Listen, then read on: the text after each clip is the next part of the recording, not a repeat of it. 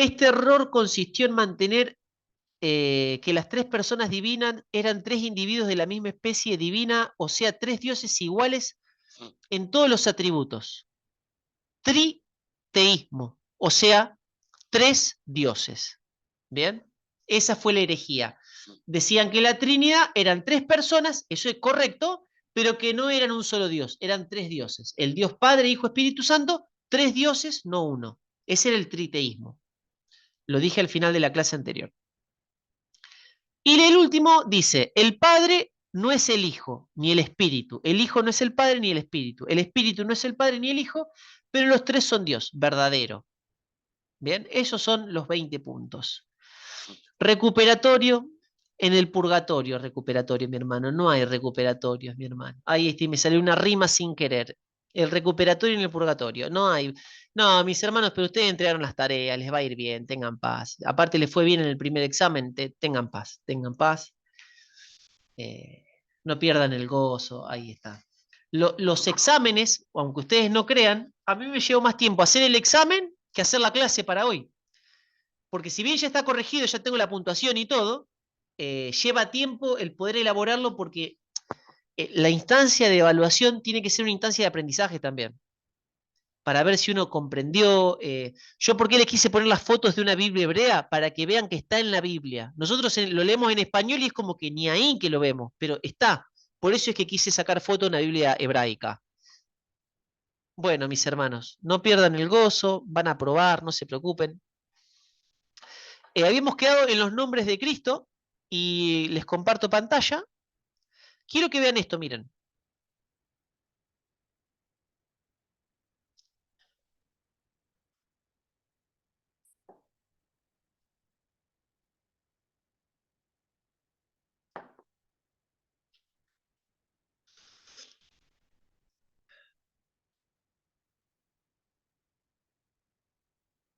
Bueno, lo espero, Gustavo, al trabajo.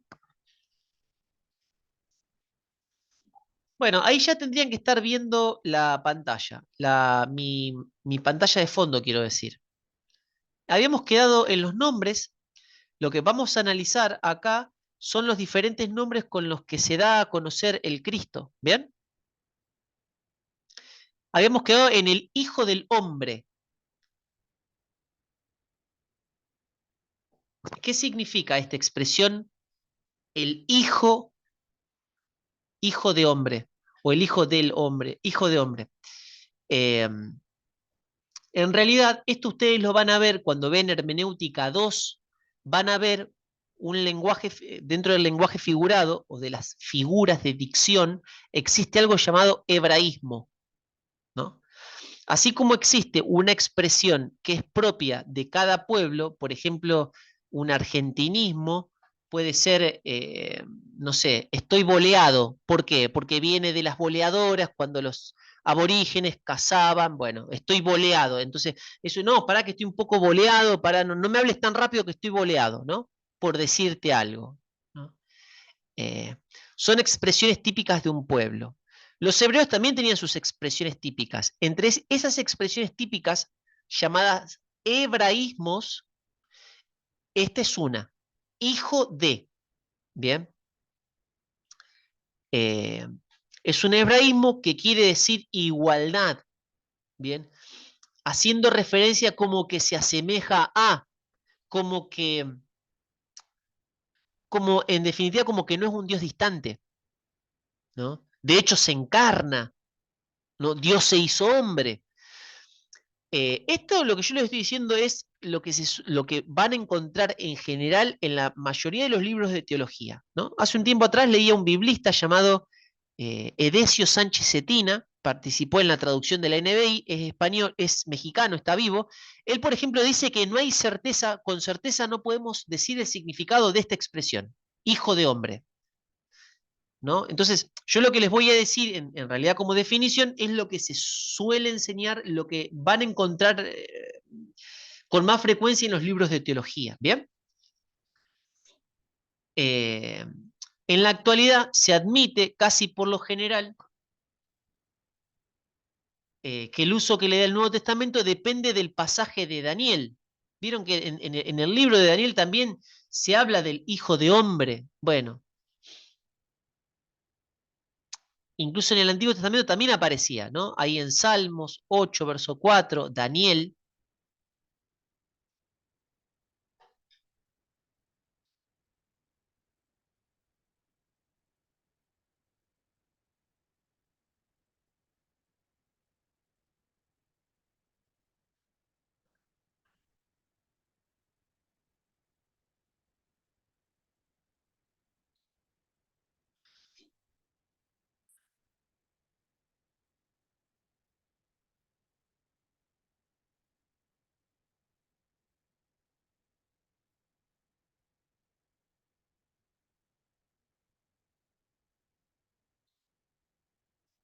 Y un dato curioso, que no lo dice la diapositiva, es que casi de manera exclusiva la mención de hijo de hombre la dice Jesús haciendo referencia a sí mismo. No hay otros textos que hablen o en boca de otras personas, salvo una mención indirecta, pero no la voy a mencionar, pero exclusivamente la dice Jesús haciendo referencia a sí mismo. El Hijo de Hombre no vino a ser servido, sino a servir. Eh, porque el Hijo de hombre, del hombre será entregado en manos de pecadores. Esa expresión eh, se aplica en más de 40 oportunidades en la boca de Cristo haciendo referencia él a sí mismo.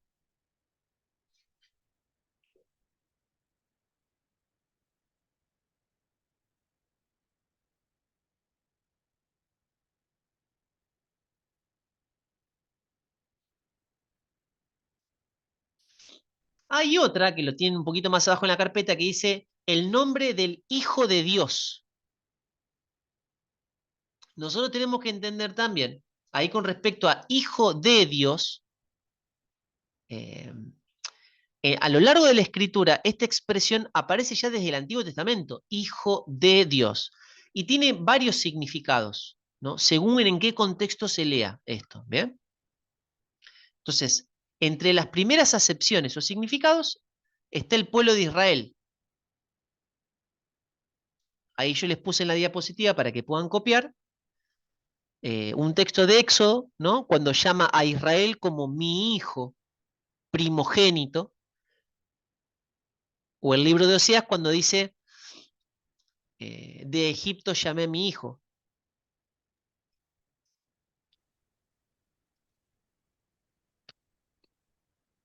Esto en realidad, ahí esa profecía se refiere a Israel, pero luego se termina cumpliendo en el Cristo también.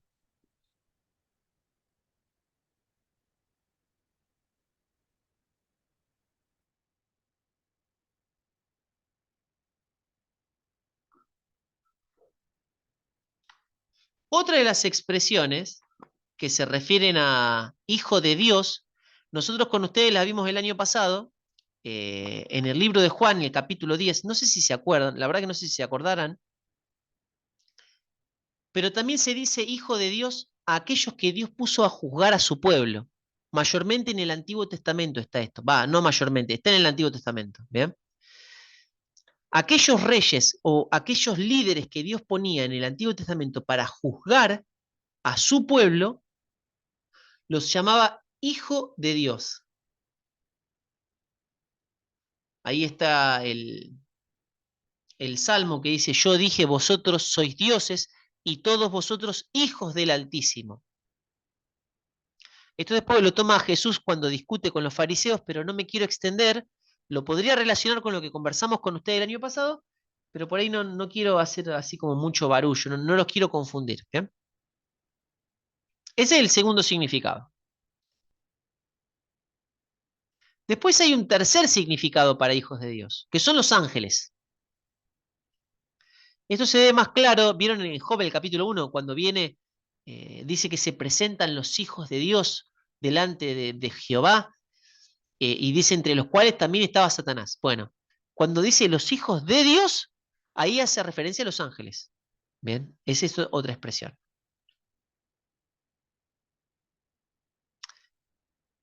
O sea, los ángeles.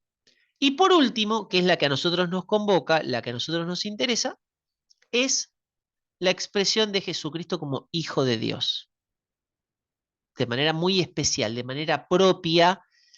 eh, y ahí están algunos textos. Ahí están algunos textos, ¿no? Mateo 24:36, Marcos 13:32.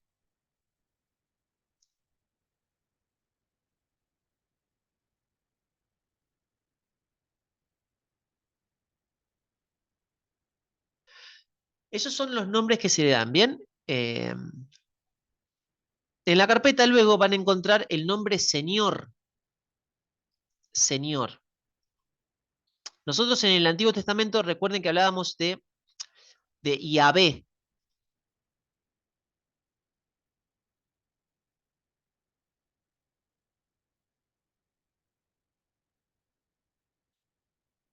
Y bueno, nosotros habíamos dicho que los judíos no mencionaban el nombre propio de Dios, ¿no? Casi por una cuestión supersticiosa, porque tenían temor de tomar su santo nombre en vano. Entonces hacían expresión a él como Adonai. El equivalente de Adonai del Antiguo Testamento es el Señor del Nuevo Testamento, el que es Kyrios. Fíjense, no sé si escucharon hablar de emprendimientos, librería Kyrios, indumentaria Kyrios, ¿no? Se refiere, es la palabra griega para Señor.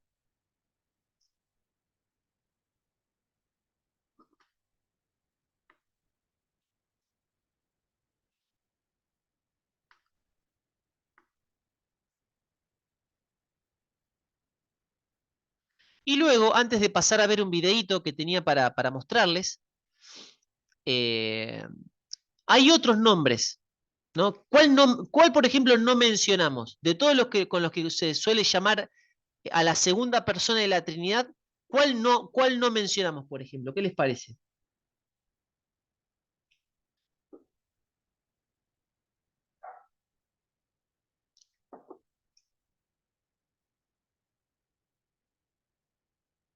¿Cómo se le llama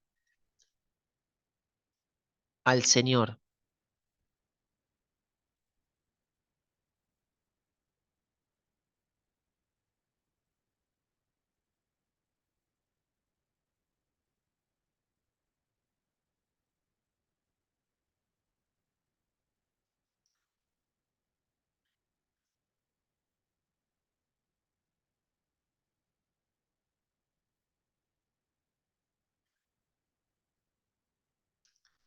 Bueno, muy bien, maestro. Sí, está bien dentro de todos los rabí también, muy bien. Ahí está, rabí, muy bien. Sí, se le asignaba así como maestro, rabí. Bueno, y Jesús había estudiado tuvo instrucción rabínica.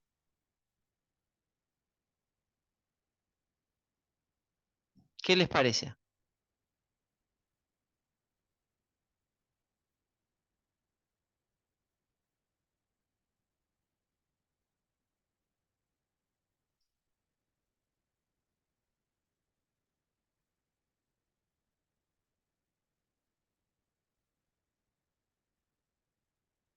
Bueno, Marita dice que sí, Luis dice no, por eso se sorprendían. Bueno, claro, es que la evidencia interna de la escritura lo que indica es que él no tenía instrucción rabínica. Por eso dice, pero ¿de dónde sacó? ¿Acaso este no es cuando Jesús va donde él nació, Nazaret, donde él se crió, Nazaret? Dice, pero ¿qué es esto? Todas estas cosas que vemos, ¿este acaso no es el hijo de? ¿De dónde sacó todas esto? Y la gente se sorprendía eh, porque no tenía instrucción, ¿no? Un poco como los apóstoles también, cuando ahí en Hechos dice que en el Sanedrín, ¿no? Que eran todas personas con instrucción rabínica, se sorprendían porque los apóstoles eran, Pedro y Juan, hombres del vulgo, sin letras. O sea, no significa que sean analfabetos, porque entre los judíos no es que había analfabetos, eran instruidos en la ley desde chiquitos. Lo que pasa es que cuando vos llegabas a los 12, 13, en el bar mitzvah, cuando hasta los 12, 13, si vos tenías capacidad para ser instruido como rabino, tenías que buscar a un rabino que te instruya. Pero si no, si no te daba, hablando mal y pronto, terminabas haciendo el oficio de tu papá. José el carpintero, Jesús el carpintero. Pedro y Andrés y Juan, que eran pescadores, ¿por qué? Porque el padre incluso tenía un emprendimiento de pesca. Eh, bueno, esto lo van a ver en Evangelios sinópticos en realidad, no es propio de esta materia, ¿bien? No es de esta materia, pero lo van a ver en Evangelios sinópticos. Entonces, por eso Jesús cuando se pierde, que van al templo, iban a la celebración, se supone, a la del Bar Mitzvah, que se convertía en hijo de la ley, cuando dice que se pierde, lo estaban buscando María y José, lo buscaban y no lo encontraban, es porque precisamente, bueno, él a los 12 años, no a los 13, ¿no? Ya estaba más adelantado un poco para la edad de él. Pero él no tenía instrucción rabínica. ¿Bien? ¿Y esto cómo lo sabemos? Por la evidencia interna. La misma gente decía, pero ¿acaso de dónde sacó todo este conocimiento y estas cosas? ¿No? ¿De dónde sale esto? Bueno, no tenían, no tenía instrucción rabínica. Eh, pero bueno, pero la gente se llamaba rabí o maestro. Eh, Muy bien, es otra manera de llamarle, perfecto. Esto después hay libros de usos y costumbres de los tiempos bíblicos. Hay un libro muy bueno llamado eh, eh, Historia de los tiempos bíblicos de Alfred Edersheim. Viene en 2 tomos grandes, no se edita actualmente, pero lo único que está circulando actualmente son PDFs, porque las licencias tampoco te las venden. Pero sepan, existen libros buenos de usos y costumbres, ¿no? Que te hablan de todas estas cuestiones como las que yo estoy mencionando, que uno no lo sabe propiamente porque está dentro de la Biblia. Son cuestiones que uno las tiene que estudiar aparte para saber cómo era el tiempo de Jesús, cómo eran aquellos tiempos. Lo van a ver eh, posiblemente en Evangelios sinópticos, si es que su profesor se los dé, no sé.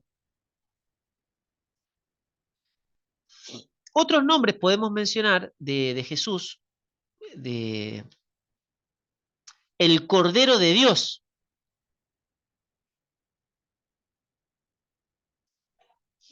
He aquí el Cordero de Dios. Y esto tiene un poco relación con el video que vamos a ver ahora, en breve.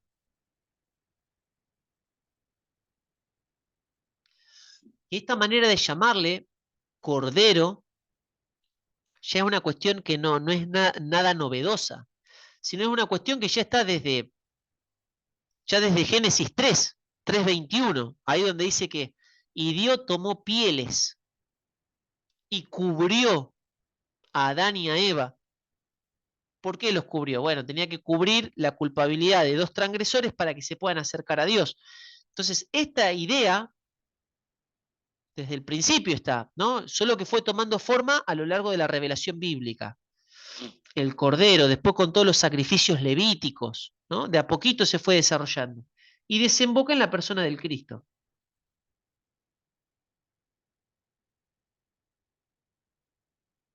El postrer Adán,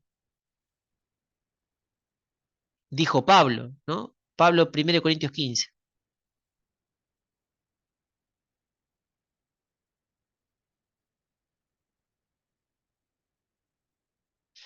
¿Por qué el postrer Adán? El primer Adán era la cabeza de la humanidad, era como el representante de la humanidad. Y en él pecamos todos. Este es el postrer Adán. Después en Romanos dice el segundo Adán, dice Pablo. El autor de la vida. Me encanta Pedro en el primer discurso que dice, vosotros matasteis al autor de la vida, lo llama así, el autor de la vida.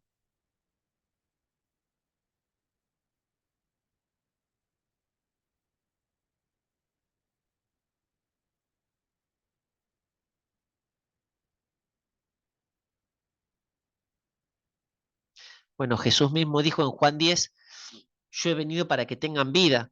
¿Por qué? Porque Él es el autor de la vida. Le dijo a las hermanas, a la hermana de Lázaro, yo soy la resurrección y la vida, cree en mí, el que aunque esté muerto vivirá.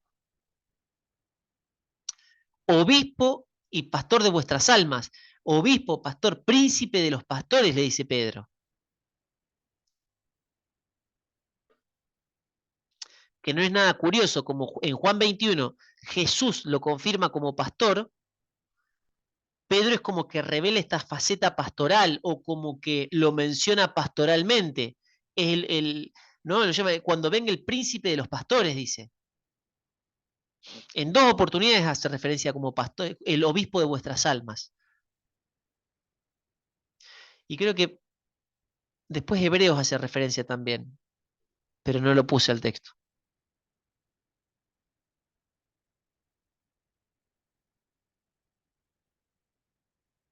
Y después como servidor, siervo, ¿no? El que vino a servir, tomando forma de siervo, dice Filipenses, ¿no? No escatimó el ser igual a Dios, sino que se despojó a sí mismo.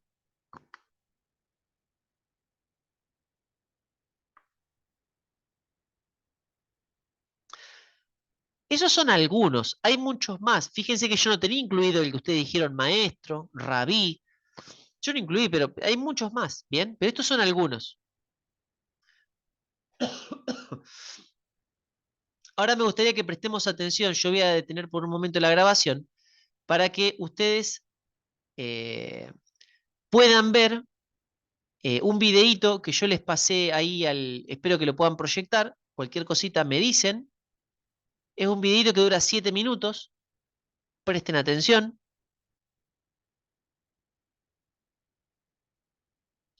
Me confirman cuando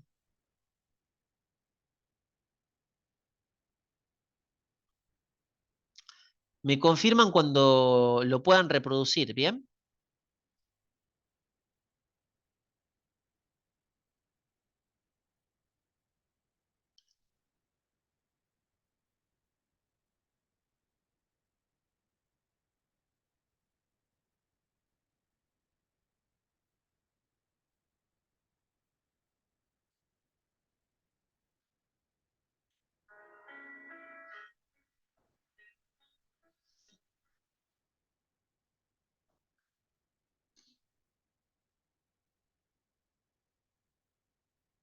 Ok, profe. Listo, no sé qué vamos a ir. Usted me avisa.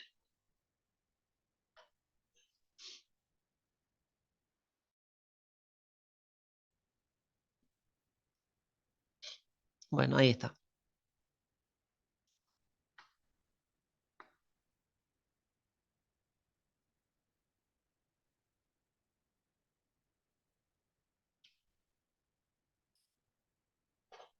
Bueno, ¿ven esto? Esa es la película de la Pasión de Cristo. ¿Ven esa sangre? Bueno, ese es el sacrificio. ¿Ven? Ese sacrificio fue una vez y por siempre y por todos los pecados, no solamente los nuestros, sino también los de toda la humanidad. O sea, toda nuestra culpabilidad fue cargada en él. Por eso también en el sacerdocio levítico había, ustedes ya estudiarán en su momento, Pentateuco 1, Pentateuco 2, el sacerdote ponía las manos sobre el animal, confesando los pecados, para que sobre él pesen los pecados del oferente. Acá ocurre lo mismo, solamente que toda la culpabilidad de toda la humanidad, tanto de lo que vivieron antes, durante y después de la cruz, se concentren en un solo ser. Toda la ira del Padre, producto de su ser santo que reacciona en contra del pecado, se derrama sobre el Hijo.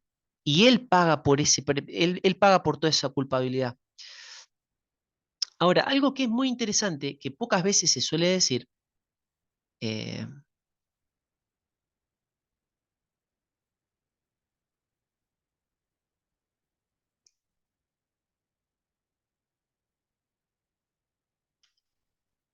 tiempo atrás hay un hermano llamado Wayne Grudem, es un teólogo bautista que está vivo. eh, yo no tengo el libro de teología, es un libro que se vende actualmente entre 30 y 35.000 pesos, es así, pero bueno, no lo tengo, pero hay un hermano en YouTube, vos pones Wayne, es con W, Y, Wayne Grudem, hay un hermano que te lo lee, se compró el libro, te lo lee, y Cuando hace una descripción de la doctrina de la propiciación y el sacrificio de Cristo, el hermano dice algo que es genial, me encanta, nunca lo había visto de esa manera. El hermano dice lo siguiente: siempre nos concentramos en el sacrificio y en el dolor humano que padeció el Cristo.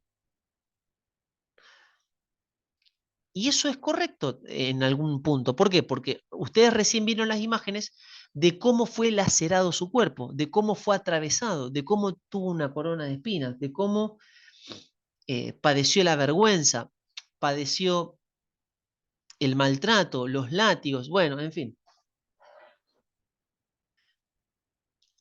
Al punto que antes de ir a la cruz, él cuando está en Getsemaní ora y dice, eh, Padre, pasa de mí esta copa, pero no se haga mi voluntad sino la tuya, ¿no? Entonces uno dice, claro, ¿por qué?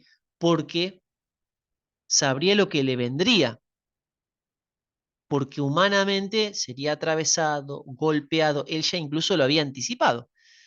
Pero algo que yo nunca lo había visto, Wayne Grudem hace un análisis de los diferentes aspectos en el que el Cristo padece. Y hay algo que él describe, que me gustó mucho cómo lo expresa, dice, ¿te pasó alguna vez cometer un pecado, realizar una ofensa, ofender a alguien, pecar y sentir que la conciencia te pesa, te acusa tu conciencia, te redarguye de pecado? Y bueno, yo pienso que sí, ¿no? Y esto no solamente estoy hablando de los incrédulos, de nosotros también. Uno comete un acto indebido, una acción indebida, lo que sea, uno peca, y la conciencia y el Espíritu Santo que nos ilumina la conciencia nos pesa. Entonces el hermano decía, vos imagínate, si a vos te puede pesar por un pecado que hayas cometido, ahora trata de multiplicar eso por todos los pecados de toda la humanidad, de todos los que vivieron antes de la cruz, durante la cruz y posterior a la cruz. Imagínate concentrado toda la culpabilidad, pero no solamente en el cuerpo humano, terrenal, sino también desde lo espiritual, la carga que eso implica. ¿Cómo no al orar se pueden llegar a reventar sus capilares y sudar como sangre? Entonces el hermano lo que hace es una descripción no solamente desde el padecimiento de la carne, sino también desde lo psicológico. Mi alma está angustiada hasta la muerte, dijo el Cristo. ¿Por qué dijo eso? Y uno dice, claro, porque va a ir a la cruz. No, bueno, y la separación para con el Padre, ese misterio, como si estamos hablando y enseñamos que Dios es uno, ¿por qué el Cristo dice me has desamparado? ¿Se puede partir Dios? ¿Se partió el Padre con el Hijo por causa del pecado? Porque fue cargado con el pecado. Se parte, que se separó. Bueno, de hecho el Cristo dijo, ¿por qué me has desamparado? Bueno, o ¿por qué me has abandonado? Dependiendo la versión, ¿no? Es un misterio eso. Nosotros sabemos que Dios es uno, Dios no se puede partir, pero ¿por qué esa expresión y eso ahí en la cruz? Eh, entonces es interesante el análisis que hace el hermano, cómo aborda el sacrificio de la cruz, no solamente de la perspectiva terrenal. Uno ve la película La Pasión de Cristo de Mel Gibson y uno se enfoca en el padecimiento físico y terrenal, omitiendo todo lo que pudo ser la carga espiritual, emocional, en su psicología o en su mente, quiero decir. Eh, hay un comentario que dice Paul Washer, es un hermano bautista, misionero en su momento en Perú, y el hermano dice, hermanos, ¿ustedes se piensan que Cristo le pidió al Padre que pase de él la copa porque no quería sufrir los latigazos? Si en la historia de la iglesia se ve muchos mártires que cuando iban a ser crucificados iban cantando, porque iban a ser dignos detenidos por perder su vida en la cruz como su Señor. ¿Ustedes piensan, esto es una reflexión de Paul Washer que me parece excelente, ¿ustedes piensan que el Cristo evitaría o oraría para que esa copa pase para no recibir los latigazos? Siendo que muchos de los cristianos de los primeros siglos iban cantando a la cruz sabiendo que serían crucificados. No, dice, es por no, y bueno, y hace menciona un poco a lo que viene describiendo anteriormente, ¿no? Eh, Esto que estoy, no tengo tampoco el tiempo para poder desarrollar mucho con respecto de esto, es un tema, bueno, de hecho es el mensaje que predicamos, ¿no? Esto se articula, lo van a ver en hermenéutica. Bueno, está bien, no es problema, Marita. Esto lo van a articular con Pentateuco 1, Pentateuco 2, Hermenéutica 2, Evangelios sinópticos, ¿bien? Evangelio de Juan, conmigo ya algo vieron, eh, pero es quizás por ahí una de las doctrinas, si no la doctrina central que tiene la Biblia, ¿bien? Eh, hasta ahí, hasta ahí, eso es hasta ahí. Me gustaría un segundito, vamos a la carpeta, un segundo, no me acuerdo dónde habíamos quedado.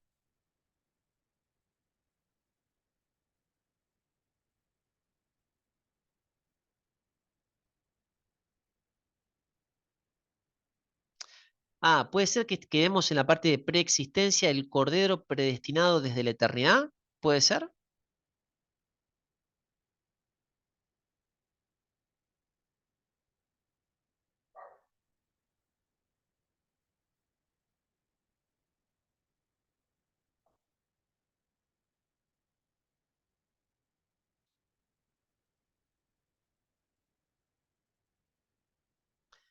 Bueno, en la parte esa donde dice,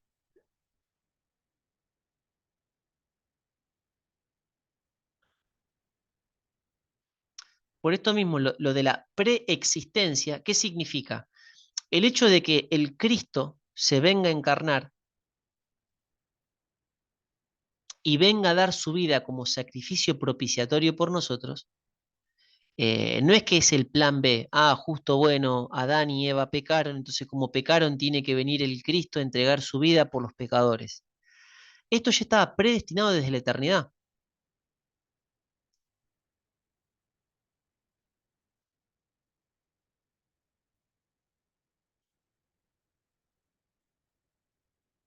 Como dice Francisco La Cueva, podemos afirmar que Jesucristo es el hilo conductor de toda la Biblia, algo así como la clave que nos permite descifrar un enigma o recomponer un rompecabezas. Eso pónganlo ahí en la preexistencia del Cristo. ¿Qué significa esto? El Cristo es preexistente, ya lo vemos desde el principio. Esto mismo que venga a entregarse como sacrificio propiciatorio, esto ya estaba destinado desde antes de la fundación de los siglos, como dice 1 de Pedro capítulo 1. No es que es el plan B, por causa de que la humanidad pecó, bueno, la segunda persona de la Trinidad se tiene que encarnar. No, no, no, ni ahí.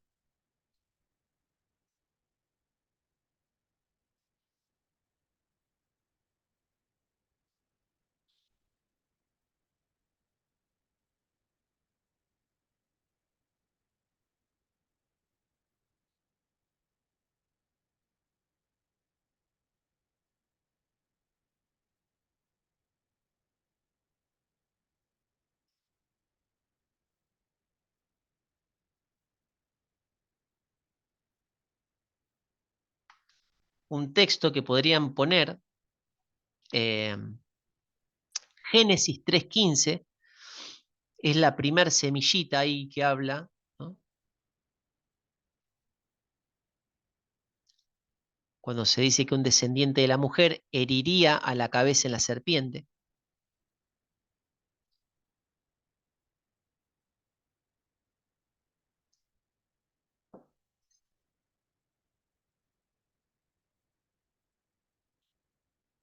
Después lo dice Gálatas 4:4, ¿no? Aquel nacido de mujer sería.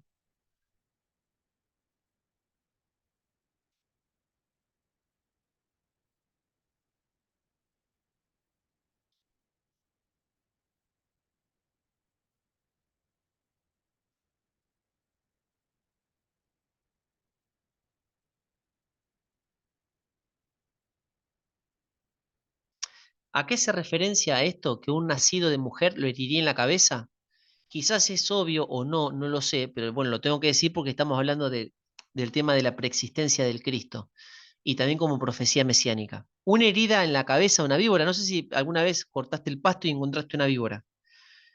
Si vos la víbora la agarrás con una pala y le empezás a cortar, le cortás la cola, empieza a moverse por todos lados, o sea, se sigue moviendo, ¿no? La única manera por lo menos de matarla de manera efectiva, le tenés que dar en la cabeza. Si vos le das en la cabeza, se terminó. Pero lo que sí dice ahí, que aquel que vendría de la descendencia de la mujer sería herido en el calcañar, o por lo menos calcañar, dice la Reina Valera, ¿no? El talón se refiere. El talón sí es una herida, pero no es una herida vital o no una herida de muerte, ¿no? Entonces, por eso el Cristo es herido en la cruz. Esa profecía de Génesis 3:15 se cumple en la cruz, porque es ahí donde el diablo pierde el imperio de la muerte, en Génesis, en la cruz. Ahí está el golpe certero en la cabeza, y ahí está el golpe, la mordida de la serpiente, ¿no?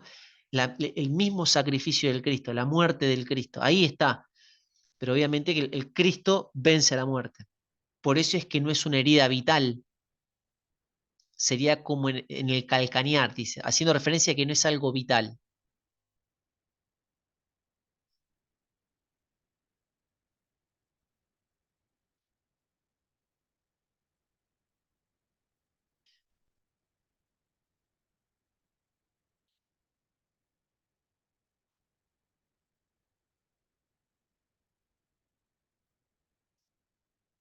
Después más abajo, en la parte de lo que son las profecías mesiánicas,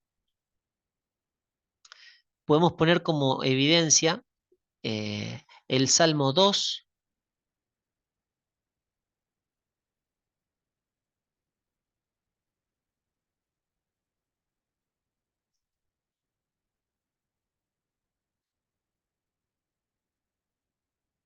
22, 45, 110,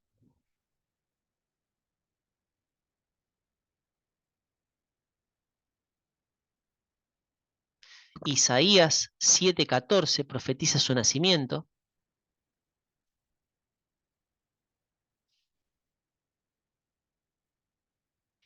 Isaías 9:6,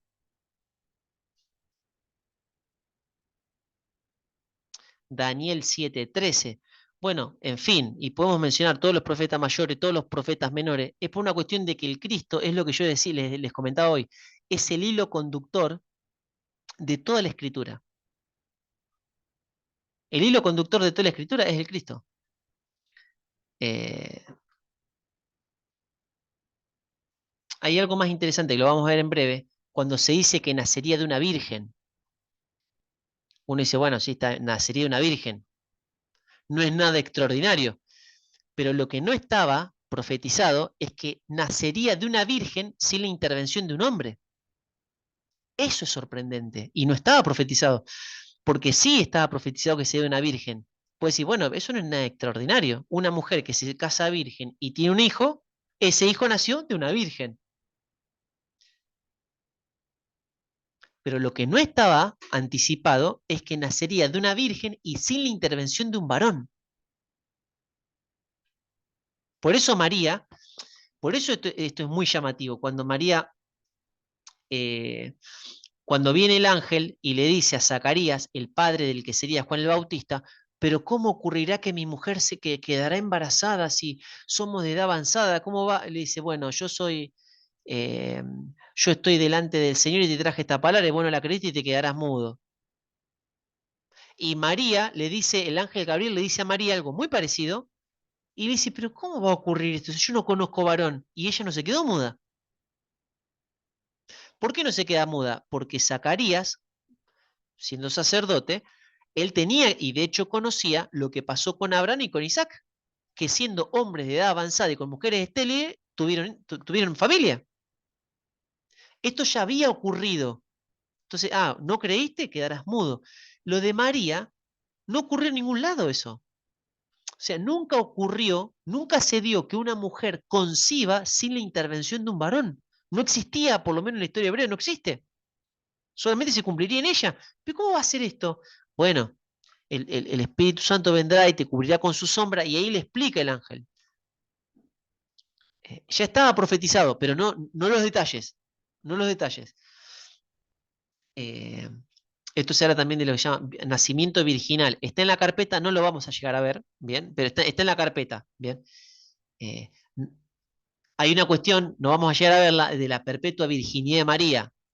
Es un bolazo de los católicos romanos, eso no existe la perpetua virginidad, porque hay evidencia que Jesús tuvo hermanos y hermanas, y de hecho son los que escribieron el libro de Santiago, el libro de Judas, son hermanos de Jesús. Medios hermanos por parte de la madre, con la intervención de José, digamos, pero son medios hermanos, son hermanos de él, y tuvo hermanas también, y lo dice el texto bíblico eso, ¿bien? No voy a entrar en los detalles, pero hay algunas cositas ahí, pero eso de la perpetuidad, de la perpetua virginidad, eso es un dogma de hombre que se formó con el paso de los siglos, no existe eso. Sí fue virgen cuando lo tuvo el Señor, por eso después aclara el texto que fue virgen hasta que tuvo a su primogénito. Y aparte, ¿por qué dice primogénito? Porque fue el primero. ¿Qué significa? Que después hubo otros. Si hubiese sido el único, no tiene que aclarar primogénito. Su hijo hubiese dicho, punto, si tuvo uno supuestamente. Entonces, si vos estás diciendo, mi hijo primogénito, ¿por qué decir mi primogénito? Porque tenés varios. Si vos tenés solamente un solo hijo y decís, mi hijo, no hace falta decir primogénito, porque no lo tenés que diferenciar de otros. María tuvo muchos otros, pero Jesús fue el primero. Esto lo van a ver en Religiones Comparadas 2, eh, Doctrina Católica Romana. Es recontra compleja es la religión más compleja que van a ver es la católica romana, al punto que solamente Religiones Comparadas 2 es solamente catolicismo romano, para que se den una idea de lo difícil que es. Eh, bueno, hasta ahí la preexistencia. Bueno, ahora vamos a ver una. eh, no sé si alguna vez escucharon hablar de lo que son los tipos. ¿Qué es un tipo? Los tipos mesiánicos. Tipo, antitipo. ¿Lo vieron en hermenéutica eso o no?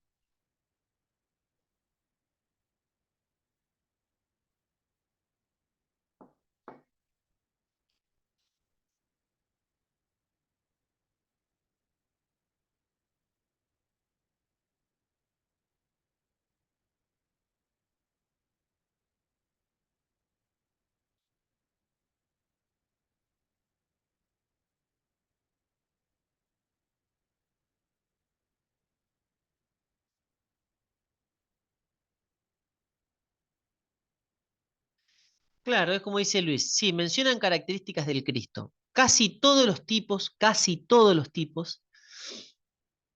98%, son cristológicos. 98%, 95%. En general, o por lo menos en lo que se considera la hermenéutica moderna, y esto lo aclaro porque ahora en la carpeta, yo lo que dice con respecto a los tipos mesiánicos está tomado de Francisco La Cueva. Eso está citado al pie, ¿bien? En la hermenéutica moderna en general tiene una leve discrepancia con lo que dice Francisco La Cueva. Por eso se los quiero aclarar. Y seguramente lo que le vayan a enseñar a ustedes es lo que yo les voy a decir ahora. Un tipo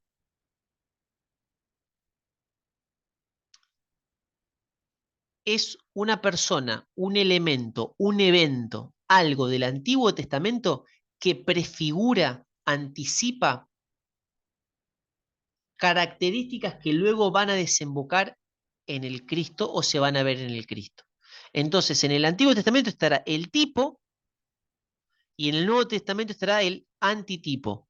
Por ejemplo, ese cordero, el que yo les mencionaba en los sacrificios levíticos, es un tipo de Cristo. ¿Por qué? Porque fue preparando la mentalidad hebrea de cómo la sangre derramada de un inocente tendría que ser entregada por el oferente para cubrir la culpabilidad de un transgresor. ¿Y yo cómo lo sé?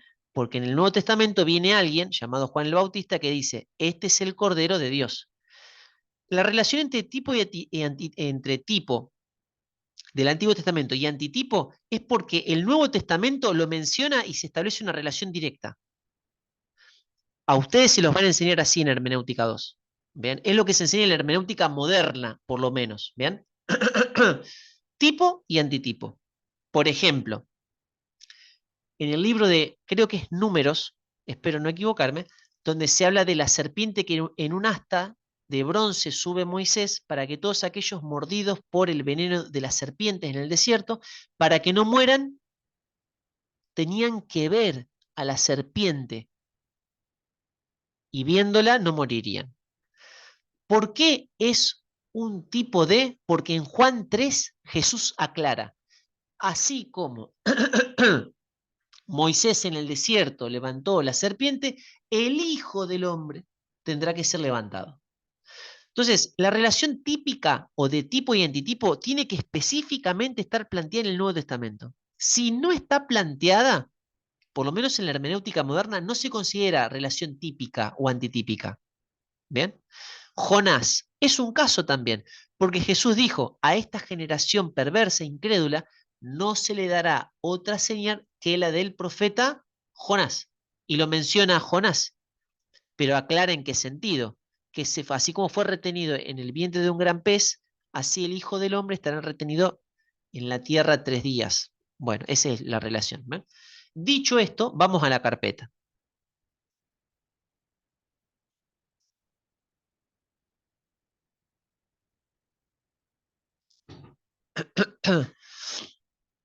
La carpeta lo que dice es, comparables a las profecías son los tipos. Se da el nombre de tipo en la Sagrada Escritura a todo personaje, acontecimiento o institución del Antiguo Testamento que prefigura alguna otra realidad del Nuevo en otros tipos o figuras simbólicas. De Jesucristo encontramos en el Antiguo Testamento lo siguiente. Adán, perfecto. ¿Por qué? Porque específicamente Pablo lo menciona tanto en Romanos como en 1 Corintios, cuando dice que Jesús es el postrer Adán. Ahora, ¿por qué Adán? ¿En qué prefigura? Uno dice, bueno, pero ¿qué tiene que ver Adán con Jesús? ¿Qué me anticipa Adán de Jesús? ¿Qué me prefigura? Bueno, Adán porque es el primero, es el representante de una humanidad, pero que en definitiva termina cayendo. Entonces, ¿qué tipifica o qué anticipa del Cristo? Que el Cristo sería ese Adán, ese modelo de ser humano también. ¿No?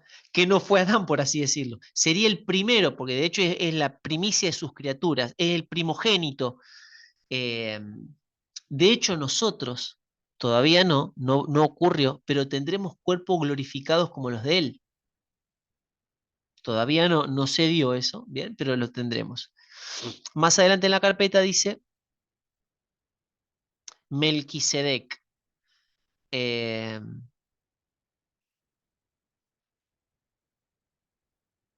Bueno, esto de Melquisedec, no en todos los casos, no todos están de acuerdo en que Melquisedec sea un tipo de Cristo. Bien, no en todos los casos. Pero bueno, Francisco Lacueva lo menciona como... Bueno, este caso, por ejemplo, de José vendido a sus hermanos, eh, a ver, es verdad, vos analizás la vida de José era el hijo amado, predilecto del padre, donde los hermanos buscan de matarlo y asesinarlo, y en definitiva es el hermano despreciado el que termina liberándolos, alimentándolos, saciándolos. Y uno dice, uy, se recontra cumple en Jesús. Sí, pero no hay un texto del Nuevo Testamento que te lo diga directamente. Entonces, algunos autores como Francisco de la Cueva te van a decir que José es un tipo de Cristo. Otros, sin embargo, que es lo que actualmente se enseña en hermenéutica moderna, te van a decir que es una figura, que hay algunos aspectos que se parecen. Por ejemplo, como en el caso de Isaac. Isaac va y le dice, Padre mío, ¿dónde está el corderito que vendremos a sacrificar?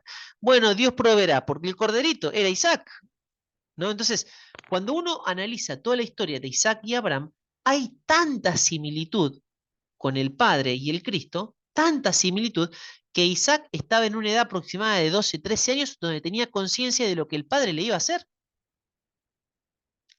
Isaac estaba consciente de lo que el Padre le iba a hacer y se entrega, no se resiste. Y el Cristo de la misma manera, consciente de lo que iba a ocurrir, hágase tu voluntad. Entonces hay muchos paralelos, muchas similitudes. Algunos lo ven como tipos, como Francisco La Cueva, que está en la carpeta, y otros te van a decir, en realidad no es un tipo porque el Nuevo Testamento no te confirma que es un tipo, pero es una figura donde hay mucha relación.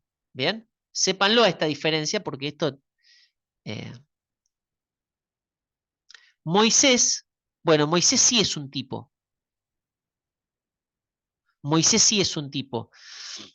Eh, porque Esteban lo dice. Esteban en Hechos capítulo 7 dice, Moisés es un tipo de Cristo. ¿Por qué? Porque Moisés sacó de la esclavitud al pueblo hebreo de aquel faraón que los tenía subyugados y esclavos y les trajo libertad. Fue el caudillo libertador. Pero este en el Nuevo Testamento se ve. Esto lo dice Hechos capítulo 7 en la exposición de Esteban. Bien.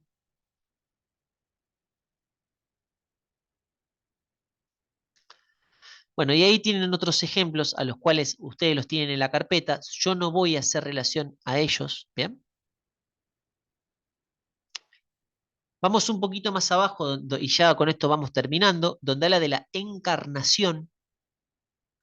Acá hay algo que es interesantísimo. eh, no lo dice ninguno de los teólogos que hasta el momento mencioné, pero bueno, yo también enseño o he enseñado, quiero decir, evangelios sinópticos.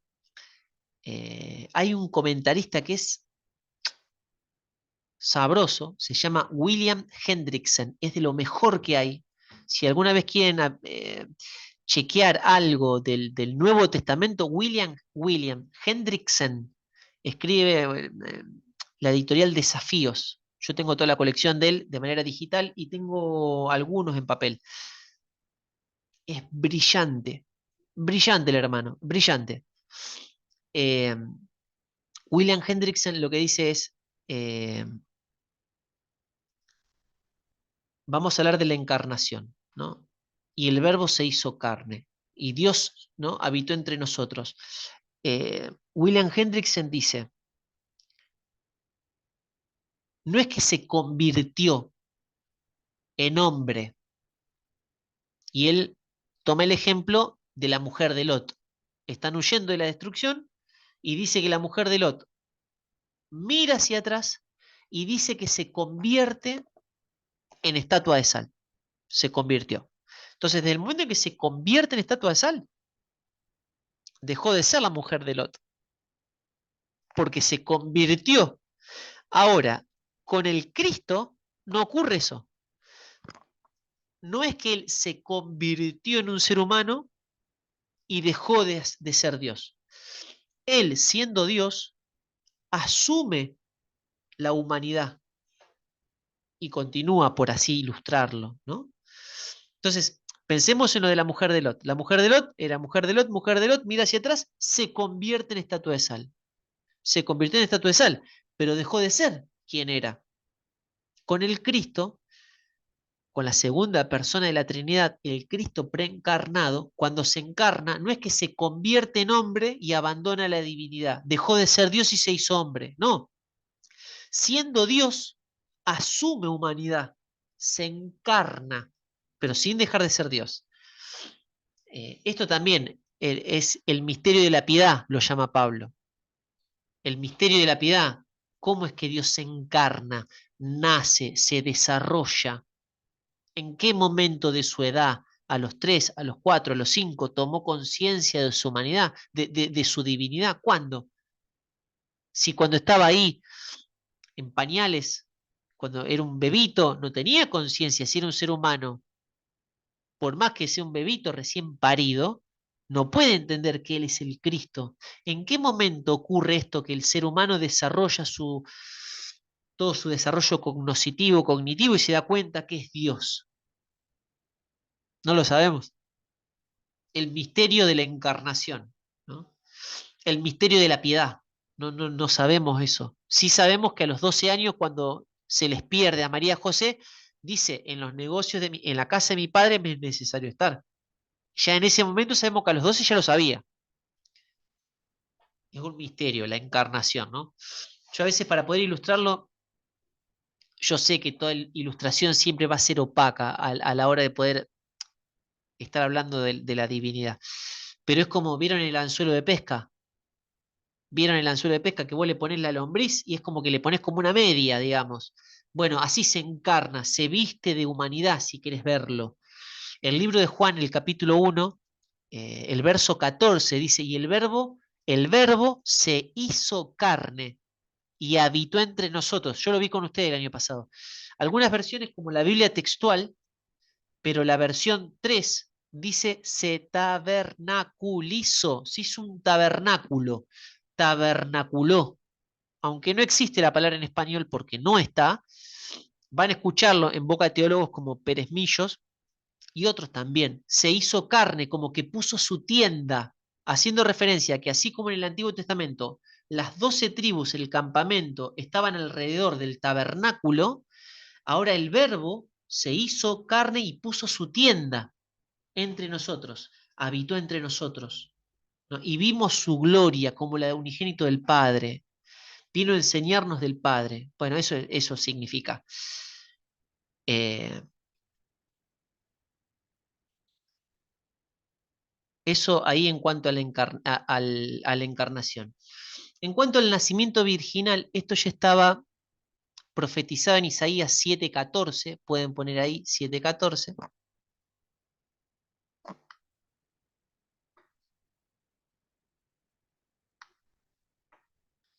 Y luego tienen un título que dice la naturaleza de Cristo, su humanidad. Sepan, nosotros no vamos a llegar a verlo, este estudio se realiza a la luz de la naturaleza del Cristo, su doble naturaleza, es decir, eh, ustedes cuando vieron, que yo no llegué tampoco a explicárselos, por eso les di una tarea, el tema de las herejías cristológicas, las herejías cristológicas redundan en dos grandes problemas. Cristo, esto es la enseñanza correcta.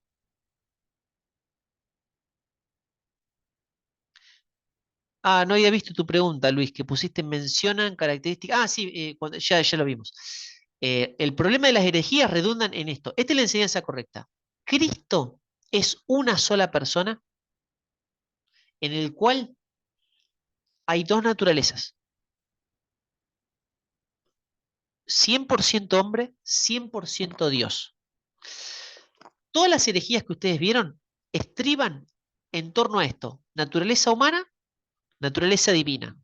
Algunos lo han visto como 100% humano, solamente humano, que pudo haber tomado divinidad en el momento del bautismo cuando se abre el cielo. ¿Bien?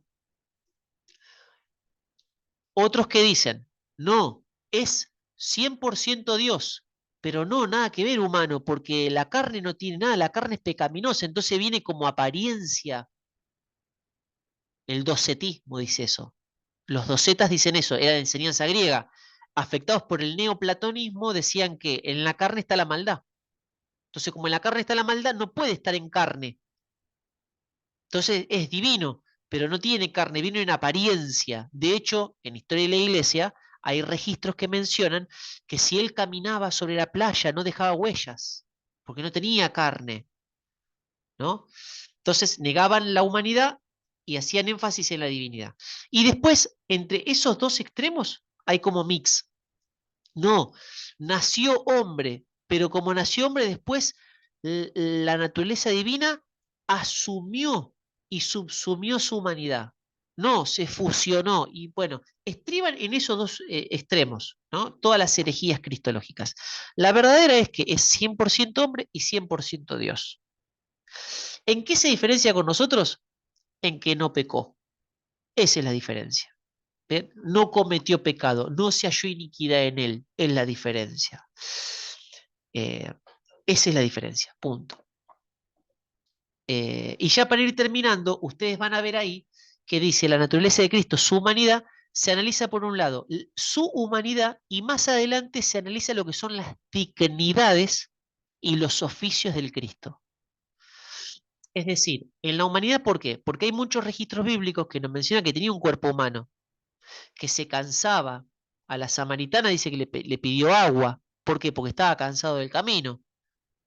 Tenía un alma humana. ¿Por qué? Porque dijo, mi alma está angustiada hasta la muerte. Tenía un espíritu humano porque dijo, entrego mi espíritu en tus manos.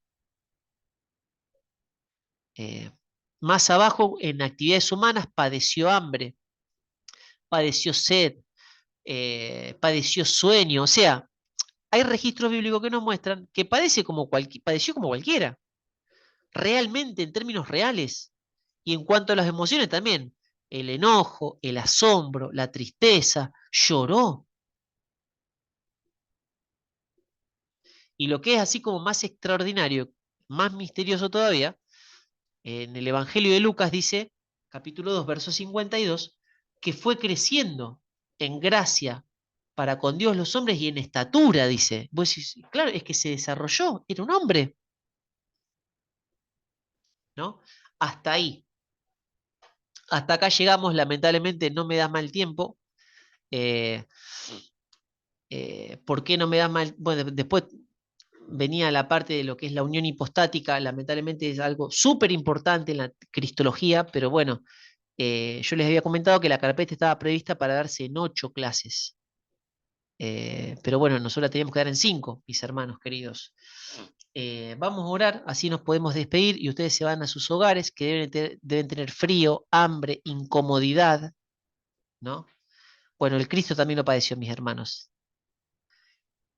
La voluntad de mi Padre, cuando le vienen a traer comida, ¿no? O sea, mi comida es hacer la voluntad de mi Padre. No sean carnales, hermanos. Quédense 2 minutos más. Vamos a orar. Ahí está, vamos a orar. Bueno.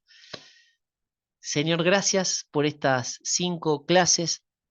No sé si fue mucho o poco, más allá de los impedimentos con la tecnología, Señor, pero te queremos agradecer, Señor, eh, que este espacio de reflexión que tuvimos, que fue abocado y enfocado casi de manera puramente intelectual y teórica, Dios, pero que en definitiva nos lleven a conocer más de tu ser, pero a conocer en términos de relación, ¿no? Y esta es la vida eterna, que te conozcan, que te conozcamos, que esta materia nos haya servido, Dios, para poder relacionarnos más y amarte, no solamente con la mente, sino con todo nuestro corazón y con todas nuestras fuerzas, Dios, que este sea el puntapié inicial donde vos estés produciendo deseos de conocerte cada día más en términos de relación, Señor.